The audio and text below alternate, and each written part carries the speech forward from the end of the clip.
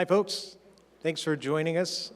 Final session of the day. Hopefully everybody's still got enough energy.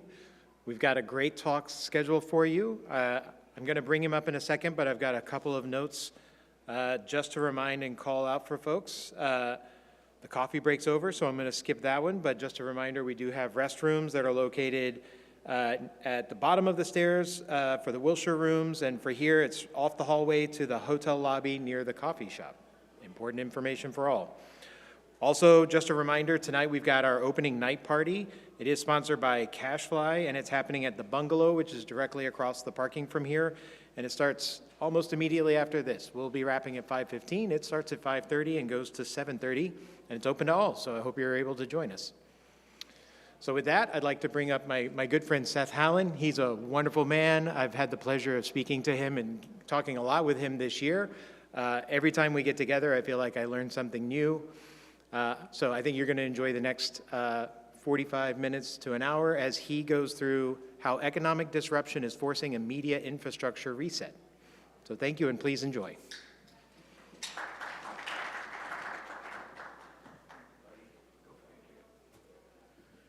Okay, so I like a kind of a smallish room, more intimate. You know, we could kind of almost pretend this is like a, I don't know, like a company meeting, right? We're a community. And so I welcome interruptions or questions. I think we can have a little fun with this last little session of the day. I'm going to be joined by my friend Ben Relles, who we'll introduce in a few minutes, and he's, between the two of us, the funny one, so that's why he's going to go after me. I think we're going to have some fun. I'm going to give a little presentation, just kind of based on some presentations I've given recently to some actually California state officials, and then Ben's going to give a presentation, and then we're going to have a discussion. And it says somewhere debate. This is the debate room, you know, so maybe we'll try to have a debate where you guys can debate, or maybe Ben and I will debate each other. I guess that's kind of part of the deal today, so we'll try to make that happen too. But anyway, I am Seth Hallen. I've been a longtime operator across media and entertainment. I've spent the last 25 years up and down the supply chain, from production through post, distribution, and home entertainment. I've led teams across North America and Europe, and I've worked for companies like Sony and Panavision and others. I also served as president of the Hollywood Professional Association for 9 years. I'm currently on the Television Academy's AI task force. I've always sort of been involved with greater community causes in addition to the companies that I've been running, because I do love this industry. In recent years, I immersed myself in generative AI technologies. I educated myself. Then I became an angel investor in AI and media and entertainment technology startups. And now I'm a venture capitalist. I launched Hallstone Ventures earlier this year. Through my career, I've always been focused on supporting those building the technologies that drive the future of media and entertainment, and now more than ever. What I'm speaking about today is like I mentioned, it's a presentation that I've been delivering. I was recently asked to give a presentation to some elected officials of California related to the current issues within Hollywood and kind of what the future is going to look like. And it was also related to a big construction project.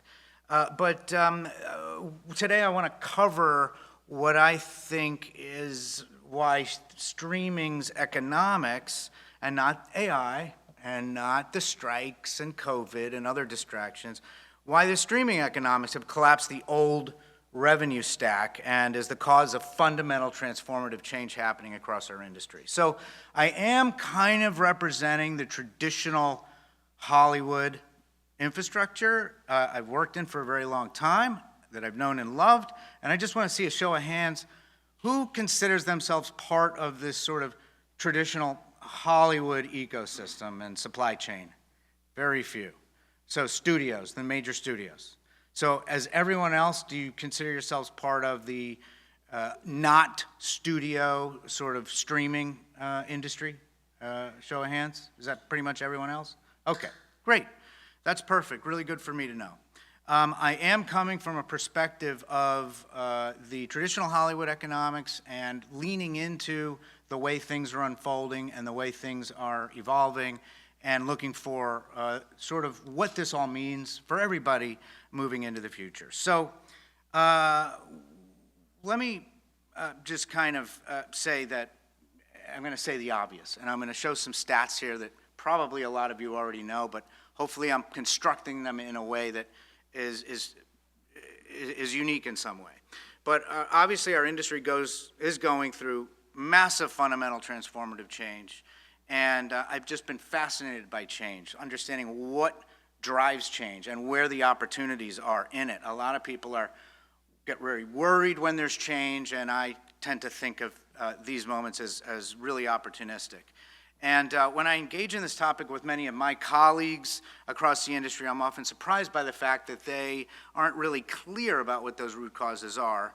By the way, in addition to my work with the HPA, I served on the board of the Hollywood Partnership for a few years, and that's the city of Hollywood, not the industry of Hollywood. And one of the board members is the owner of Bardis Group, and they are building a massive construction project. This is on Santa Monica Boulevard. It's actually the first new studio of its scale built in Hollywood in over a century. Think about that. That's pretty amazing. It's a 600,000 square foot facility. You might say, well, why? There's a lot of studios that are sort of empty, studio space and sound stages that are empty. Well, of course, this investment was made when things hadn't gone through change yet.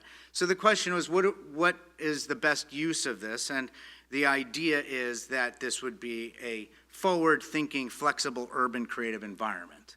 And, there are public officials such as Senator Ben Allen and Assemblyman Rick Zburr, both of our district, the Hollywood district, and beyond that. And there's concerns about this construction project and what's to be done with it. So a couple of stats, I think everybody knows this. In Los Angeles, California employment is suffering big time. LA County jobs went down 27% in 2 years from 22 to 24. California jobs, it's amazing to think, they say California is something like the 4th or 5th largest economy in the world, and yet actually this transformative change has disrupted California jobs by 15% from 2019 to 2024, that 5-year period. It's kind of staggering. And then, of course, on-location filming in LA has continued to decline. Now, this is overall production count. LA did tax credits to try to get productions back.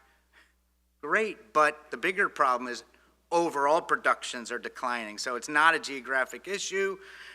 You can see here, this is film productions have gone down. There's a slight uptick at the end there, but you can see nothing like it was in 2018.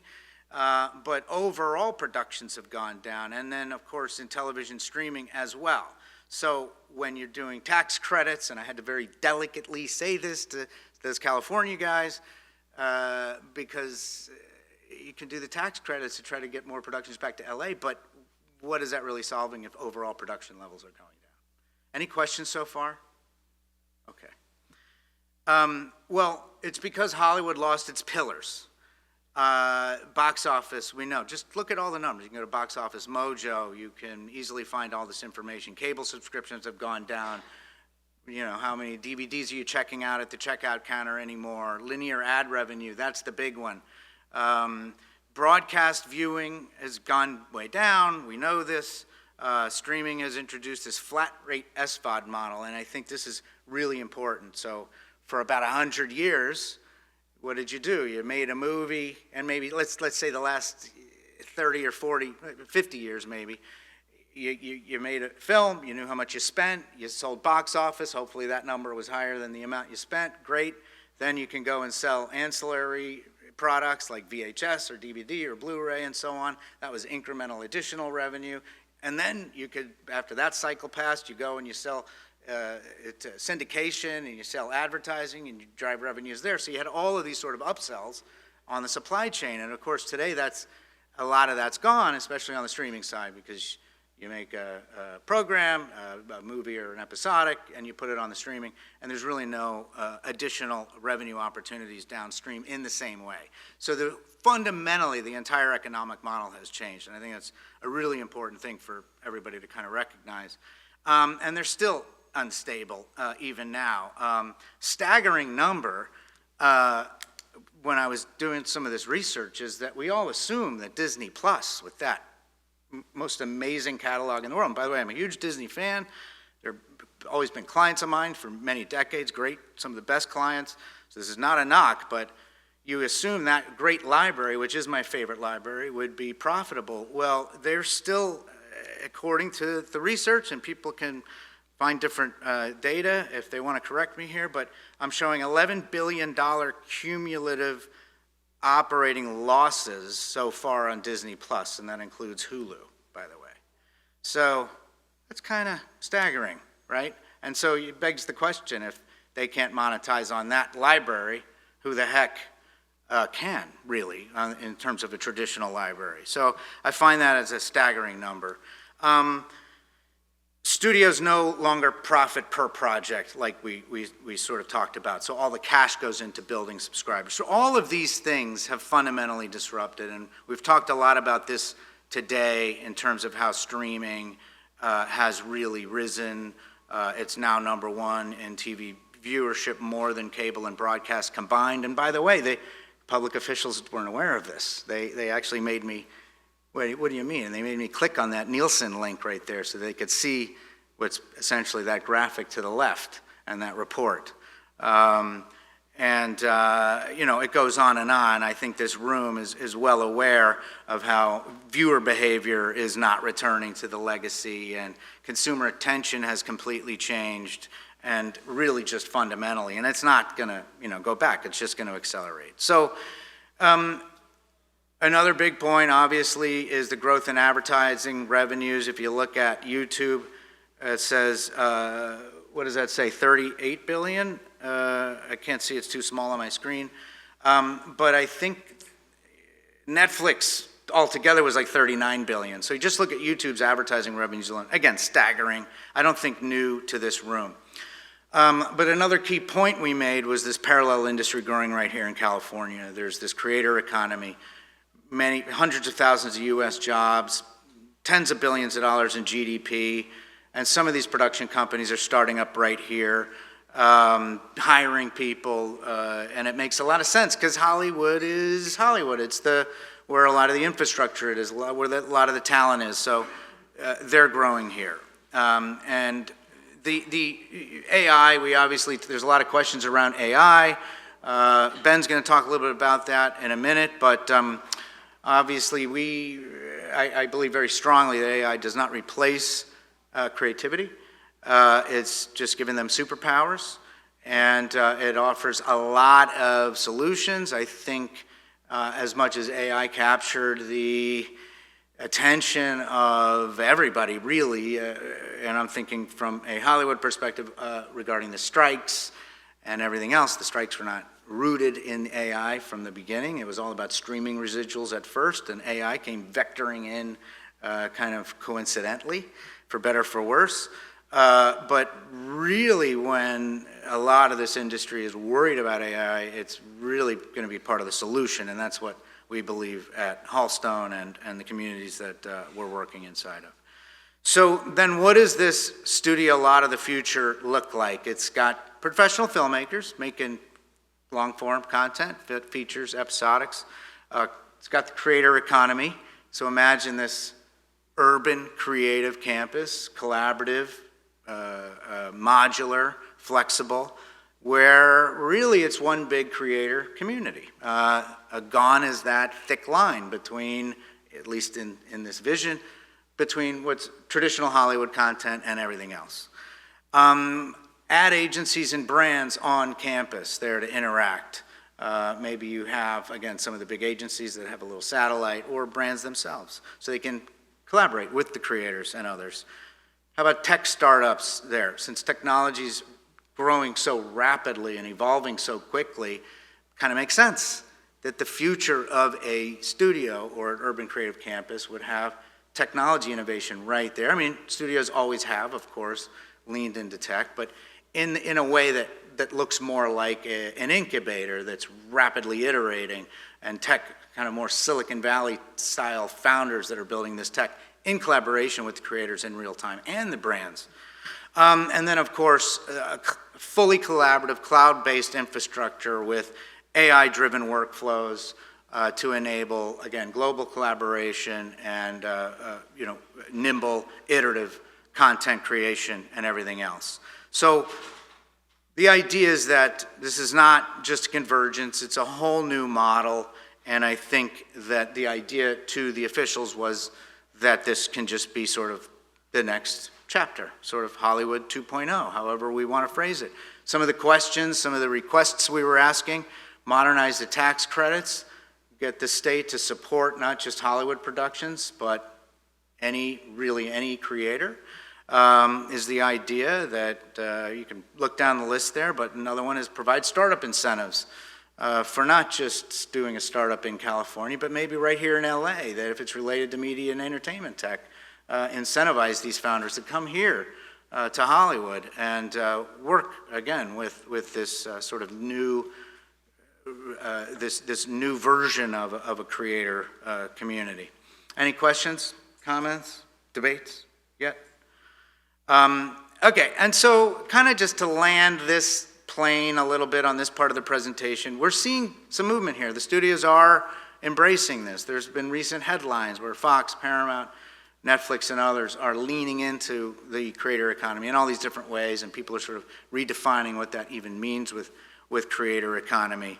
But just to recap this, before I invite Ben on, today we showed that, and this is, again, the message that I'm trying to deliver to my colleagues and then others at the state level, is that our problem just isn't temporary, and it's not about AI taking jobs and other distractions. It's economic. The old revenue stack, the box office, the cable, and so on, have collapsed, essentially, and gone south faster than streaming could replace it, and audiences have moved, and when the money moves, productions and jobs follow. But the growth engine is already here, a hybrid creator studio economy that's hiring, brand funded, and getting increasingly more and more professional. If we combine this sort of Hollywood craft with creator velocity and build AI native, cloud first pipelines, we can press time and cost while expanding distribution and localization. I think that's how we move from scale without margin to real growth. So the reset is to design platform-minded infrastructure, interoperable rights and metadata, and all of these things. And really the community mechanics that convert attention into value is going to be the main thing, the mindset. And one more thing, I think, and I say this to my colleagues, I don't think the people in this room need to sort of, I think the people in this room are already there, but I am urging the Hollywood community to remove this mental barrier between what's traditional Hollywood content and everything else. Audiences don't draw that line, and the money doesn't draw that line. So if we build one creative infrastructure, studios, creators, brands, and tech in the same pipeline, we reduce the cost, raise the margin, and grow the fandom. So I just think, we should all make sure we're careful, is my message to my colleagues, not to be optimizing for yesterday, but really start engineering tomorrow. So that's the message for today, and I really appreciate everybody enduring all of that. So thanks so much.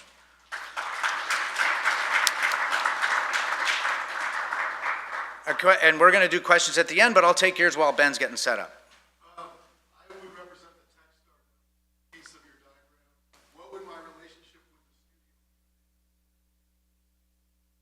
Yeah. And super interesting, and also super half-baked. But the general idea would be just, it's an imagine if statement. So imagine if there was this urban creative place where lots of creators were there, maybe brands and ad agencies were there, but then maybe you had one building or one, couple of big offices that were dedicated to sort of more like an incubator, like a tech incubator, where people could come in and build tools and technology and iterate with the creatives who are right down the hall or in the building across the path. And that would be the idea. Think of it like an incubator on site. Does that make sense? Yeah. Instead of sort of a studio in-house engineering team, it's more of a community. Yeah. We'll get more to that in a minute. Grab a mic there. Yeah, you can do another question while we set this up. Y'all got another question for Seth? No? Sit here while you do. All right. I just want to make sure this works. You think you got this? All right, let's see. Uh-huh. Mm-hmm. You.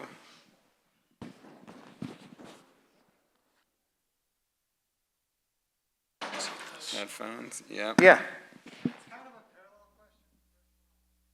do you do that before?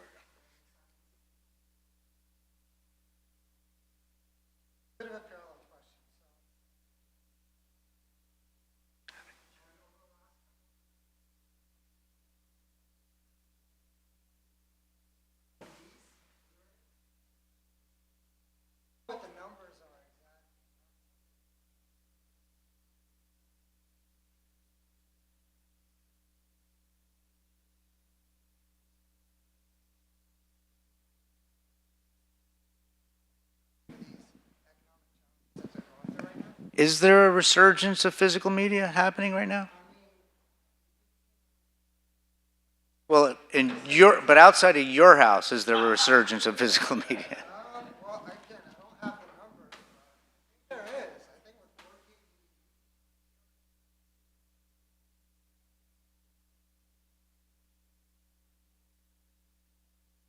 4K. Music, yeah, aware of that. But I think, though, if you look back at the heyday of physical media, it's not even close. I think if you look back on maybe the last 10 years, maybe there's a bit of it, right? But it's still much. But it's an interesting, I personally don't intuitively feel like physical media is a meaningful thing moving forward.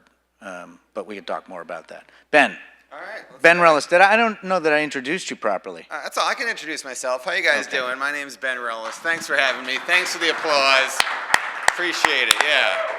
Oh, love that. Yeah. For those watching at YouTube, we have over 1,000 people here, I would guess, right? Over half women, which is always good to see at a media conference like this. Yeah. How you doing? I'm very excited to be here. I spent most of my career in the creator economy. I started as a creator in 2007, 10 years at YouTube, and now looking a lot at like intersection of AI and video.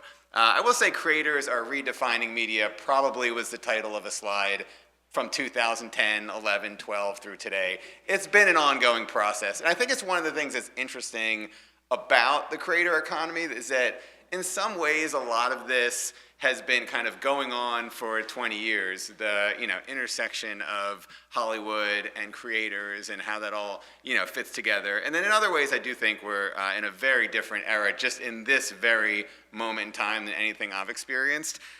This is my first presentation since Sora came out, so I wanted to do a quick visualization of my worst case scenario here. So let's see, I also want to test sound here. So this is me entering the stage. Let's see if it Breathe, works. you got this. Steady, here we go. Whoa! All right? I'm okay. Need a hand? Yeah, thanks.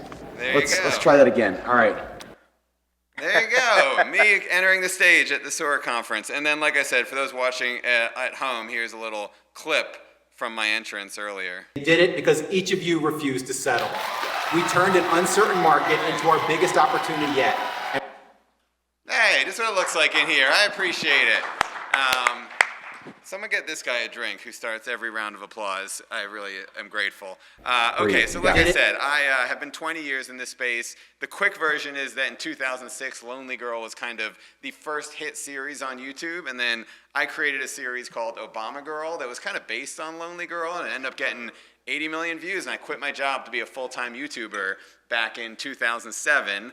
And then in 2011, YouTube actually bought my YouTube channel as well as the company I was with to kind of be like a internal lab to figure out what works on YouTube and why.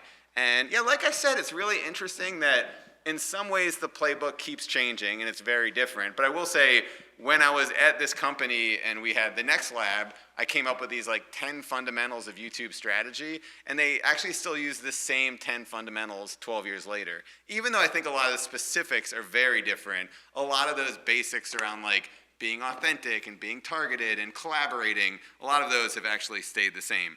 But like Seth said, YouTube since then has just become bigger and bigger, and at this stage, I feel like sometimes when I'm on LinkedIn or at conferences like this, it almost feels like, you know, people are explaining how big the creator economy is if you don't all have kids at home and you don't all know that, of course, kids kind of like live on YouTube and TikTok and these apps. And then beyond just kids, it's adults too. And, you know, ultimately, like, yeah, exactly what Seth was saying is the way I sort of see this, that a lot of it just ends up blurring together and people don't even think about what channel they watch things on. But I did want to talk about like 3 trends in the 10 minutes that we have here, just that I feel like are specifically kind of emerging right now in a way they never have before. So the first is like creators as media companies and entrepreneurs. And you know, when I started on YouTube, this is sort of like the slide I used back in 2011 when I used to present. But it was a lot of creators just kind of like scrapping together how can they make a living doing this, including myself. I had a YouTube channel, I had twins on the way, and I was like not sleeping at night trying to figure out if I could get some flip-flop company to sponsor a video for $5 grand. And it's just become a completely different thing. I started a channel called Vsauce with Michael Stevens. He really ran the channel, but huge education channel, 25 million subscribers. It was really interesting to see, like, as channels like that evolved, it wasn't really like the brand deals that paid for the channels. It was very often building a business around them. And in that case, he ended up starting this like curiosity box, which is one of 10,000 of these examples that he later sold for $12 million. And it wasn't really about the revenue coming from brand deals so much as it was like creating this super loyal audience. And I think this year you're starting to see really like a breakthrough in that space, whether it's, you know, food products like Prime and Feastables or beauty products. Very often what creators are doing is much less about like chasing down AdSense and much more about how do they build a real business around what they're doing. You're also seeing that, you know, from like a studio perspective. So there is definitely like a long tail of YouTube creators who are building audiences and just kind of like figuring out how they can scrape by a living. But there's also a number of creators who are building massive teams, including this example, Darman, who has over 100 people in his organization and brought in Sean from the world of TV to basically like professionalize something that, at least in my era early on in YouTube, was unheard of, and to really have like an entire media company around it. And he's just, you know, again, one of dozens of creators doing this. And so I think you're seeing both right now. You're seeing some creators blowing up their channels and becoming, you know, massive media companies, but you're also seeing this like mid-tail of creators and more channels that are able to not rely just on AdSense and the algorithm, but build a community where they feel like they have a real chance to make this their career because they have that loyal audience that comes back. And then I will say also, even though brand deals aren't the only money coming in, it is also still as robust a brand market right now for creators as there's ever been. This headline speaking to 185 billion spend, but also just like individual stories of companies that are doubling, tripling their spend on creators. So yeah, I would say overall that would be theme number one, is that even though this has been a conversation since I first started a channel, how will creators make a living? I would say over the last year or two, it's really kind of come into its own as creators thinking about not just how are they creatives, but also how are they entrepreneurs as well. All right, I want to talk about AI for a minute with a little bit of what I'm up to. So AI is starting to impact creators of all sizes, because this ranges from filmmakers making movies with tools like VO and Sora and Runway, but also just your everyday YouTube creators and TikTok creators who are using some of these AI tools to edit clips and to make their production process more efficient. The project that I did this year, I mentioned I worked at YouTube for 10 years. I spent the last 3 years working for Reid Hoffman. He's the founder of LinkedIn. He's an investor in AI. And the project I did with him, which I just wanted to show 30 seconds of here, is I actually created like a digital twin, a replica, an avatar of Reid Hoffman. We started this project about a year ago. We actually put up a video this morning of Reid. He's not actually listening to me. It looks like he is, but he's not. We put up a video this morning of Reid interviewing his 18-year-old self. So we had like an AI version of 18-year-old Reid interviewing the real Reid. But let's watch a little bit of Reid AI. So this is an AI version of Reid, and then I'll explain a little bit of what I think the impact here will be. Hello everyone, Reid AI here. Reid Hoffman's digital twin. My thinking and everything I'm saying comes from a custom GPT-powered AI agent that is based on 20 years of Reid talking and making content. So I've read all his books, watched his speeches, and listened to his podcast.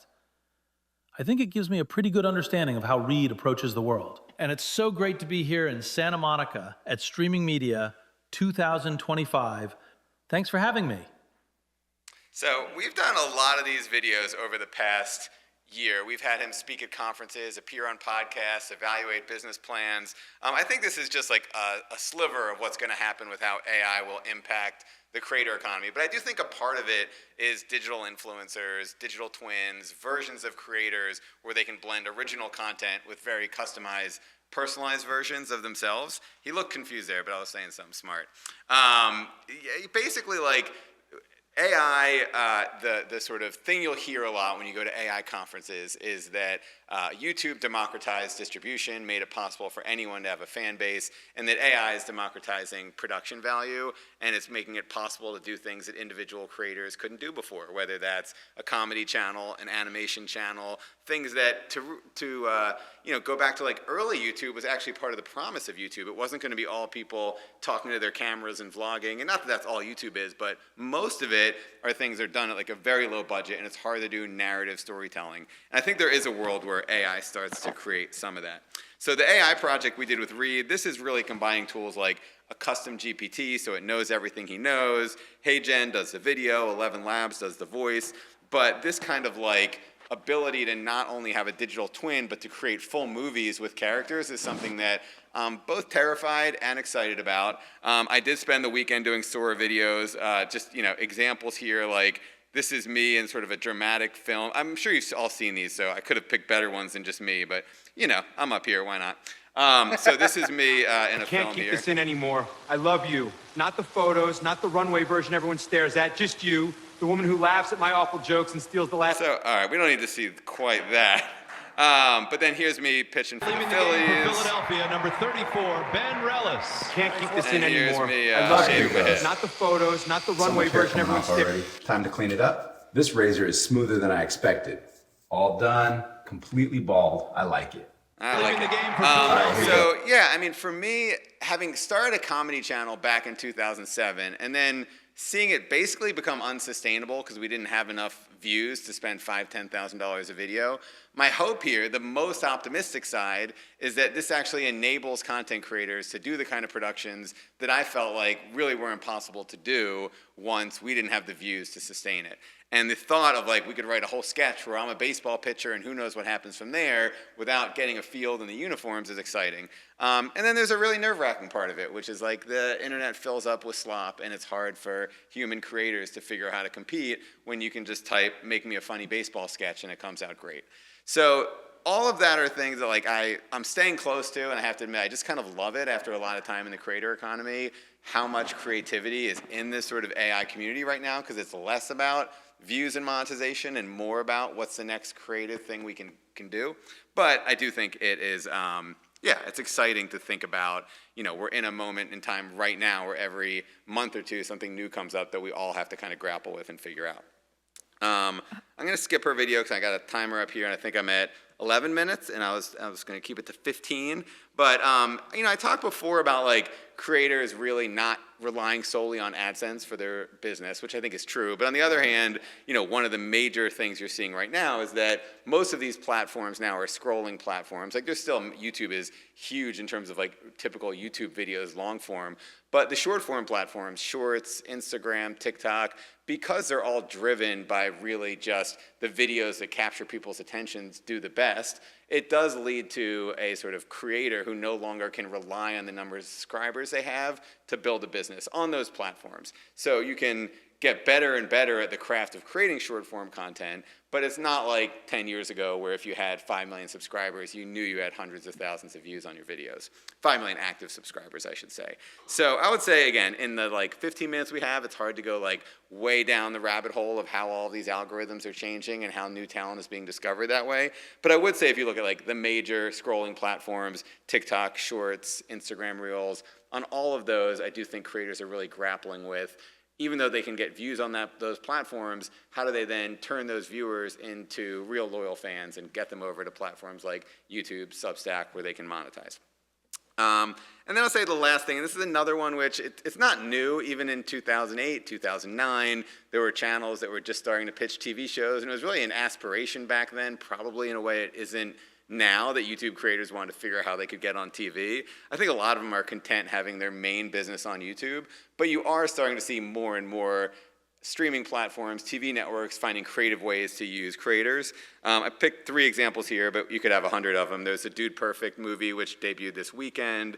Skit is a really interesting story, not because it's massive, but I think they spent about $50,000 on a series and then sold it to a fast channel, Tubi, so that you have the kind of like premium content that exists on social but also can exist on a fast channel.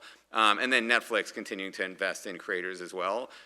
It's always been sort of fascinating to me, and Seth and I can talk about it more. I would love to hear what you guys think, that for a content creator, I think generally you just want to make sure you can make the best product you can, and you want people to see it.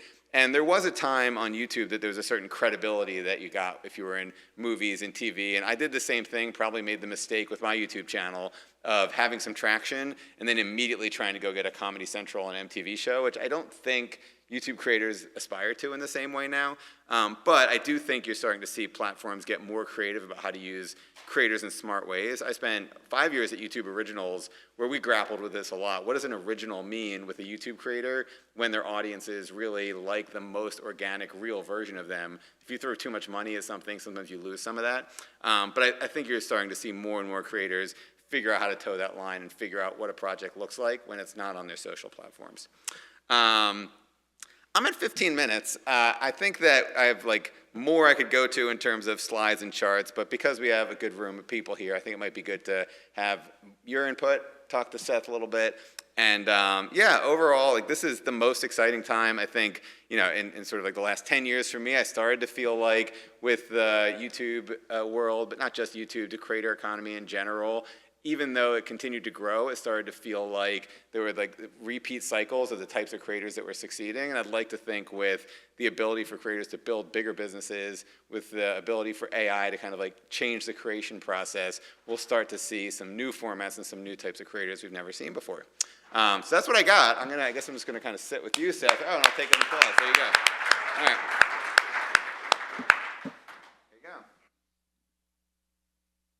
I have a question actually for Let's you. do it. Like when we think about digital twins, you mentioned, there's a world where influencers or talent, in the social world can create digital twins to use in different ways. I like to dive in a little bit deeper. Like where do you see that going? I think you've been involved with some initiatives. I don't know if you're ready to talk about anything. Yeah, I would say, sure. I mean, so there's a few different types of avatars. There's avatars that are not based on a real creator, a real person. So there's some of these influencers. The first one was like Loma Quela, but there's been a lot since then where it's just like a completely unique avatar that never existed before. The digital twin thing I think is interesting because I do think that some creators have this library of content, hundreds of hours of podcasts, and so you can have an interaction with them and get an answer which replicates how they would really answer it, but it's personalized for the viewer. But I think it'll be most valuable when video actually adds value. And so, right now, obviously, you're all talking to GPT, you're all, texting with it, you're all talking to it through audio. Video, I think, will be most valuable when you can use it to learn something or do something you couldn't without video. So fitness, DIY content, learning. Whereas something like Reid talking about business, you probably would be fine with text. I think the digital twin thing is most interesting when video adds value where the text and the audio couldn't, right? So I do have like my own list of categories I'm most excited about, but I would say at a very high level, it's like where does video add value where text and audio don't, and what does a twin offer, whether it's different languages or creating information that's at different learning levels that like an individual couldn't, Questions? Questions for Ben? Based on what he said? Or debates? I was let's here talk. to Let's debate debate. with somebody. Okay, Yeah. here we go.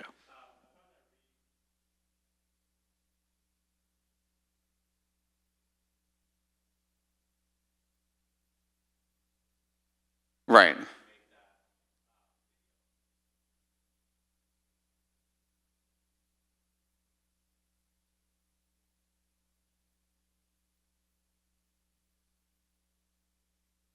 Yep.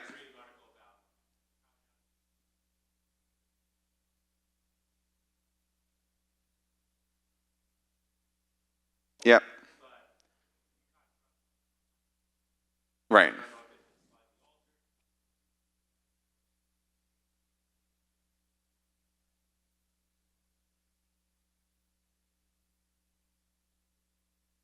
Right. Yeah, I definitely think there'll be more of that. We have done that every time we do Reid as an AI version. We never sort of put it out there as a replacement for him. It's always, this is Reid AI, and the character is even a little different. He just tries to acknowledge those things that Reid knows and I don't, and vice versa. I would say, yeah, I'm concerned about that too. Sora just came out, so it's so early, it's hard to tell. I'm sure you've seen videos of Tupac wrestling Biggie and Martin Luther King DJing and all this stuff. And they are entertaining, but of course, I'm sure all of you in the room are thinking about like, okay, but where does this go when it becomes even more indecipherable and there's even, more ability to create these? And I think that there's going to be a lot around regulation and a lot around, the creators having control over their own likeness. I have another question if somebody else doesn't. I don't want to hog up the questions.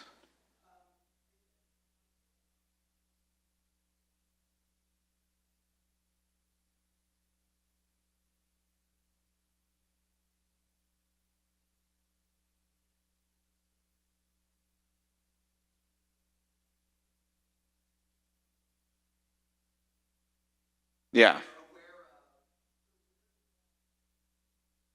Yeah, and the risks to the companies doing it. I mean, in a lot of ways, I'm sure they're assessing those risks as they're building their models. So there's some companies like, I don't know if you've heard of Moon Valley, Asteria, like they're building what they're considering a clean model, and everything, it's being trained on is from them. And then, the risk to the creators, of course, is they should be remunerated for their work. If they created something, they should be paid for it. And if it's trained on their work, there needs to be some way to, and it's very complicated how to do that. It's part of the reason I kind of like the digital twin space is because we just film Reid and then we take that one video of Reid, we don't need to train on anything else, and create another version of Reid. But yes, if you're creating an animation, if I'm creating something where I'm, stumbling down the stairs, we got to pay the guy that really fell down the stairs. And this is going to be an arm wave, and there's going to be inherently things you can poke in what I'm about to say, but it's not far off. We've been here before, and we've been here before many times throughout history. And I actually wrote an article on looking at the historical turning points of the way technology disrupted media and entertainment. And in every time, there was a new technology that caused a whole portion of people in a certain creative economy communities to panic and go on strike, and then there were lawsuits, and then there was regulation, and then things were okay to a certain point, right? Putting AI aside, there are still IP lawsuits that go on all the time for basic things like, you know, music or stories or what have you. I mean, those things will always go on. And these are big problems that need to be solved, but we've been through this many times. You could go back to, there's a very famous case when the still camera was invented in the 1800s, and there was a whole debate around who owns that image. Is it the person who took the picture? Is it the person in the picture? Or maybe it's no one. If they took a picture of a tree, should anyone own that image? You know, and there was this wild debate that happened, and there were Supreme Court, you know, decisions on all of those things. And there's a recent funny kind of video that went viral on LinkedIn that I really just reposted. I got it from someone else, but it was like 100,000 views or something, of a 1987 Good Morning America interview with somebody from Adobe. No one ever heard of Adobe at that point, really. And it was a debate over Photoshop. And if you watch the video and if you replace everywhere they said Photoshop with AI, it's the same conversation. Again, a bit of an arm wave, but we've been here, we'll be here again, things will get worked out, and things will move forward again, I believe.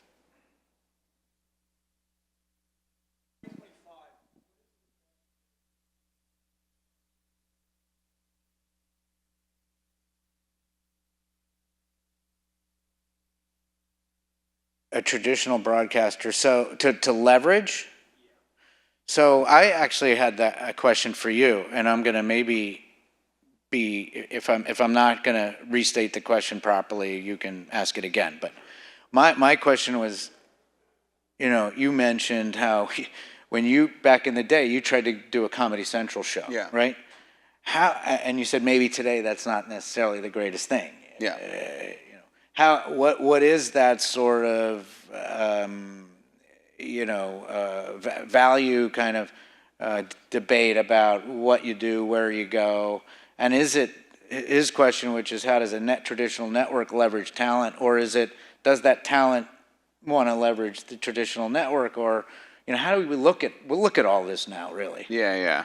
I mean, I think again when we did the YouTube Originals thing, we weren't a traditional network, but in some ways we were behaving like one. We had to figure out how to get people to pay $10 a month for a subscription service.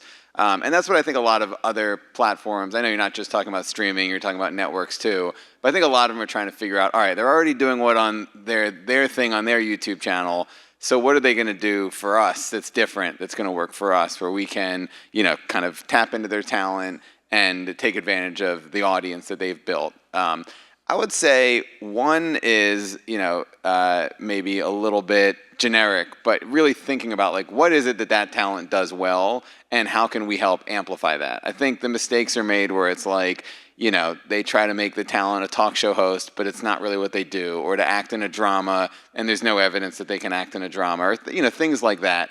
And then on the other hand, I've seen examples where, I don't know, maybe like the Amazon show with, Jimmy, Mr. Beast, where it's just like, a much more amplified version of that. And I think they would consider that a hit. And, with comedy shows, and even the show, granted, it's from 2012 when we had this big comedy channel and we were going around to networks. But even then, I think a lot of it was trying to figure out like, okay, we've built an audience doing a thing. Don't try to put sort of, different spin on what this creator's best at. I would say, really think about, I tried to like pick out specific examples of what didn't work, but, think about like who the audience is. Very often on YouTube, you'll see like, the audience might be 8 to 12-year-olds and they'll stick them on like an 11 o'clock show, or vice versa. You'll have like a really edgy talent and then they get put on a show that's safe and the audience, doesn't work because they expect that talent to be much edgier. So some of it is really thinking about like, who is your audience watching it, and making sure that aligns with who the talent's audience. And then, I think a lot of it, just for what it's worth, is like understanding the real engagement with the audience that the talent has. I think some networks still look at sort of vanity metrics like subscribers that are kind of irrelevant compared to how many people are actually watching the videos and for how long and in what countries, if it, is it in the same market as yours? For the And advertising revenue potential. totally, yeah. And so that is something where, we were very aware of it at YouTube. If you're looking to reach a specific audience with a creator, not just looking at like a total subscriber or view count, but really understanding the engagement behind that.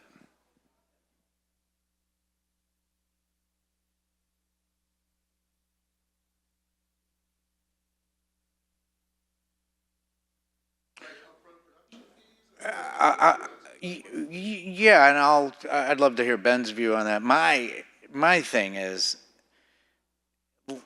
we're still kind of talking as if there's this line between traditional and the new, right? Now let's think of all the sort of traditional networks, the streamer, the accompanying streamers. So you have a network NBC, you have the streamer Peacock, for example, right? Across the board. And you have YouTube and you have all of these other, places where essentially the content can be distributed and monetized, right? So at the end of the day, these are products that are being manufactured for commercial purposes. And it's just a matter of really objectively, I think, looking at where's the content, what's the best distribution platform or method for this particular content at any particular given time based on the consumers, where they are and what their habits are, and then where the advertisers would come in and sponsor it. So I think it's now you have just a lot more options on how to monetize the content, right, Ben? Is that kind of too much? That's a lot of it. I think creators are all different. I'll give you a few others, and then I'll push back on maybe some other things. Okay, good. I would say for some creators, it's like making something they would never have been able to make otherwise. So we did some shows where it was like being able to work with writers and other actors, and even though the views would be the same and the money would be the same, it was more about they've been doing the same thing for 5 years. They wanted to take a genuine big creative leap. Some of it was like finding new fans. I remember like Dave Chappelle was on a podcast and somebody asked him like, why are you doing Netflix specials? Why not just sell them direct like Louis C.K.? And he was like, the billboards, new fans. Like I can't keep selling to my fans. I need new fans. And there's probably an element of that they recognize that new fans are important. But then also I do think some still want to be on billboards and still want to be on TV spots. And for some people, the motivation is that type of fame. And then, I would say for some of them, the actual economics of getting something mainstream can still be better. Yeah.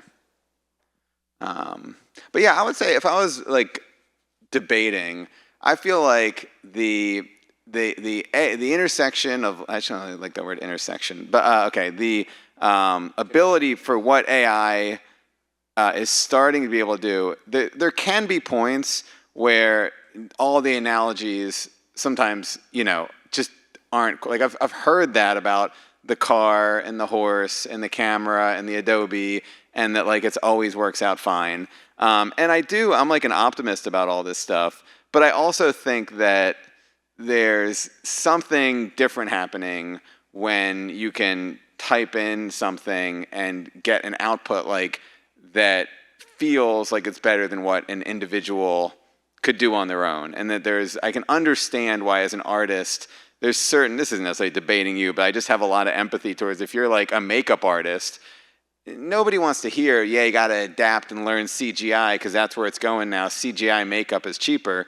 It's like they're really going to be struggling. And I think there's like, a real challenge with some creatives trying to figure out where do they fit when they learned a craft, obviously, and suddenly there's, a way to prompt what they took 20 years learning how to do.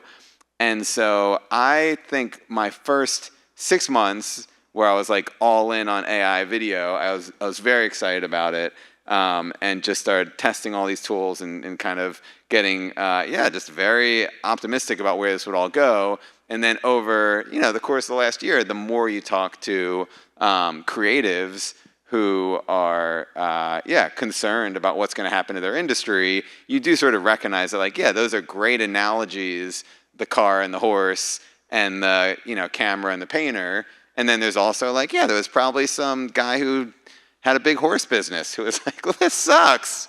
I don't want cars coming in. I've got a good horse business here. Nice So- try, but I completely agree with everything you said. Okay, all right. So maybe that wasn't that controversial, but no, it's and I do the same thing with YouTube. I think there's a lot of really great analogies to how when YouTube started, people dismissed it as dogs on skateboards and babies, but you could kind of tell that what was happening was much bigger than that. And I do think it's similar with AI video. Early on, people dismissed it as like 12 fingers and AI slop.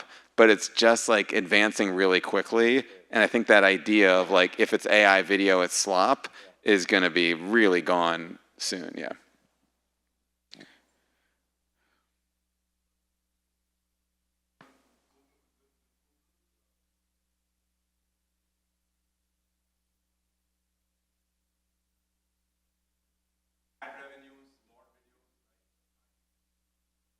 What was for that? You said, doesn't it serve it? Doesn't it serve it to have more? Is more better? Yeah, yeah. It's funny because Jimmy, and not to use Mr. Beast for everything, but he just put out something this morning, which was kind of along those lines. He was like, how is this going to work? YouTube, has built this incredible creator community very often by treating creators so well and putting creators above everything.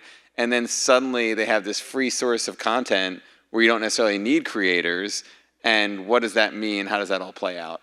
It could serve them well, but I also think that, ultimately what truly makes YouTube special is the creators that provide all the content, that community. And so, But if it's a lot of stuff, more isn't always better, right? If it's a lot of stuff that people aren't interested in, it's not going to monetize, and therefore it could muddy the waters in some way too, right? Yeah. And it's got to be, at the end of the day, it's the quality of the content that enables it to blow I up. guess that's part of what I'm thinking is that like we're so close to the quality of these videos really holding its own against creator content in terms of eyeballs, and you're starting to see- Then again, the better you are at prompting it, because you didn't get those results on the first try. Sometimes Totally, you yeah. tried different things. Yeah, And yeah. the better you are at that, I mean, so you do have a hand to and I play think in something. that perspective I think is pretty spot on too. That like this opens up doors. You don't need to learn Final Cut Pro and all these tools and in order to see your ideas on screen, and that's really fun. I did spend 5 hours on Sora over the last few days. Just couldn't wait for these things to come through, and all I was doing was typing 2-3 sentences at a time. I do think, it's a different type of creativity to have an idea and be able to see it. Now we all immediately. wish we paid more attention in English class. Yeah, Right. exactly. Now Yeah. it's all about writing. Yeah. What do you got?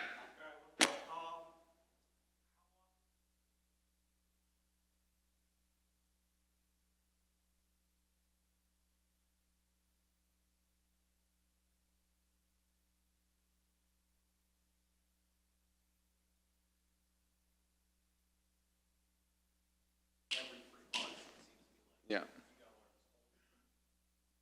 Yeah, I guess that's kind of what I was saying before, is that like you don't quite rip up the playbook because a lot of the basics are almost the exact same, at least in YouTube world. You got to hook them early, you got to figure out who your audience is. Like a lot of these basics of storytelling stay the same. But then on the other hand, the like specifics in the playbook, that can be frustrating, where you learn a new tool and you feel like, all right, I've figured this thing out, and then something else comes in, you got to learn that completely new tool.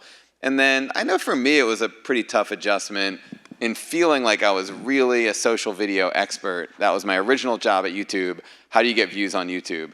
And when TikTok and Shorts and all these other platforms, that did feel like a completely new playbook. And so I know personally I was like, dang it, I'm not able to like, quite apply all these things that traditional YouTube I was so good at to this new world of just scrolling through videos and having to capture people in a different form. That can be, those kinds of things can be tough. I think we're just about out of time. Any one last remaining question? Okay. All right. Well, thank you, Ben. I didn't get a chance to ask you any questions, but what are you most excited about? Let's close with that, since we, I just think that now more than ever, it seems confusing, but in the more confusing and the more sort of transformative a certain period is, the more opportunity there is. Now's as good a time as ever, whether you're a creative or a technologist or anyone in the supply chain to exercise real thought leadership and innovate and come up with, be a part of creating the future of where this all goes. There you go. All right. Good stuff. Thanks, guys. Thank you, buddy. Thank you, brother.